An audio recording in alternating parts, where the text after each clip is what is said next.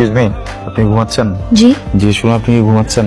না, বলুন। আপনার সাথে একটু কথা বলা যাবে? জি আচ্ছা, আমি তো অনেক লেট করে আসছি।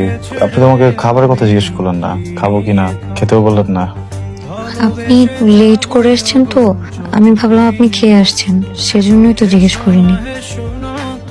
এটা কোনো কথা না? একটা মানুষ তো 2 দিন বাইরে খেতেই পারে, এর মানে তো এই না যে সে এভরিডে বাইরেই খাবে, তাই না? আমি তার উল্টা ভাবলাম যে আমি বাসায় এসে খাবো। লেট করে এসেছেন তো এই জন্য আমরা 3 জন আপনাকে রেখে খেয়ে ফেলেছি।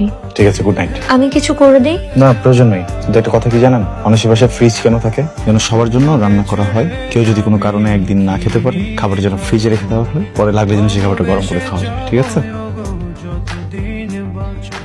উঠতে হবে না, আমি খাবো না। মানেই হয় না। খাবার রাখলে কি হইতো? গড নোজ আমার ভাই আদৌ খেয়ে থাকতো না কি করতো।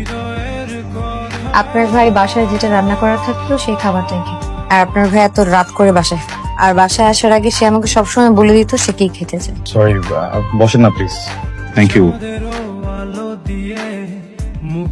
অনেকদিন তো বিদেশে থেকেছো, এবার তো সংসার হয়েছে, দেশে এক্সট্রা কিছু করার প্ল্যান করো। কালকের জন্য আমি সরি, তুমি তো সব জানো মেয়েটার উপর দিয়ে কি কি গেছে। এই জন্য তোমার কাছে আমার রিকোয়েস্ট, মেয়েটাকে একটু সময় দাও। সামির, তুমি কেন? আমি তোমাকে সারপ্রাইজ দিতে চাইছিলাম, তুমি উল্টা আমাকে সারপ্রাইজ দিয়ে দিলা। আর তুমি যে আমাকে নিয়ে এত প্ল্যান করছো, এতেই আমি অনেক সারপ্রাইজ। এটা নাও, অনেক খুশি আমি। আজকে তো তোমার বার্থডে ছিল, আমি সারপ্রাইজ প্ল্যান করেছিলাম, তারপর আজকে তোমার বার্থডে। আরে বার্থডে আমার অনেক আসবে, সারপ্রাইজ অনেক দিতে পারবা। কিন্তু একটা সমস্যা হয়ে গেছে। সমস্যাটা হচ্ছে যে তুমি আর আমি একটা রিলেশনশিপে গেছি, তাই না? কিন্তু এটা তো কেউ জানে না। অ্যাটলিস্ট তোমার আর আমার ফ্রেন্ডরা তো জানতে পারে। আমি নজর জিনিসটা অনেক বিশ্বাস করি, তুমি জানো। আমি চাই না তোমার আমার সম্পর্কে কারো নজর লাগুক। তুমি দেখো আমার বাবা আর মার কত সুন্দর একটা সম্পর্ক ছিল, কার না কার নজর লেগে এত সুন্দর সম্পর্কটা আজকে আলাদা হয়ে গেল। তোর বাপ মায়ের ছাড়াছাড়ি কি নজর লাগার জন্য হয়েছিল, নাকি তোর বাপ তোর মাকে চিট করছিল বলতো? আয়ান, তুমি এখানে? আমি এইখানে এটা পরে বলতেছি, যেটা জিজ্ঞেস করছি এটার উত্তর।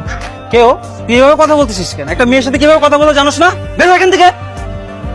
আয়ান, আমি যখন ডুবতেছিলাম তখন আমার বাচ্চানোর মতো কেউ ছিল না। তুই শুকুর কর যে তোরে বাঁচানোর জন্য আমি আছি। যা এখান থেকে, যা। ওর কোনো দোষ নাই, ওর দোষ নাই না? ওর কোনো দোষ নাই। তাহলে কার দোষ? ওর গায়ে টাচ হয়েছে, ও হার্ট হয়েছে, খুব লেগে গেছে না? আর আমি যে হার্ট হয়েছে এটা লাগে নাই, এটা লাগতেছে না? দোষটা কার তাহলে?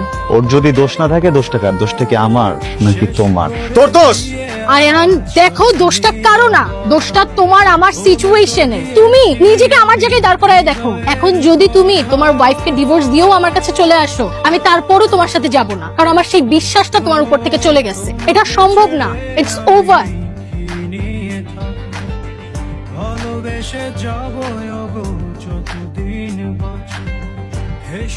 আপনি যদি কিছু মনে না করেন একটা কথা বলবো।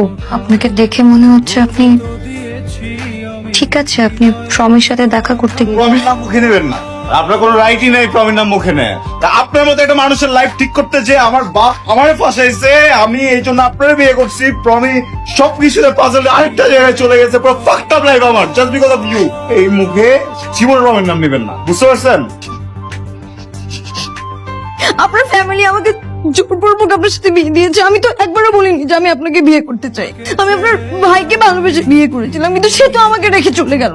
তার মধ্যে আপনি আর আপনার ভাই দুজন দেখতে একদম একরকম। এখানে আমার কি দোষ? আমি কি কাউকে কিছু বলেছি? আমি কি আপনাকে কিছু করেছি? আপনি যেভাবে চেয়েছিলাম তো সেভাবেই থাকছি।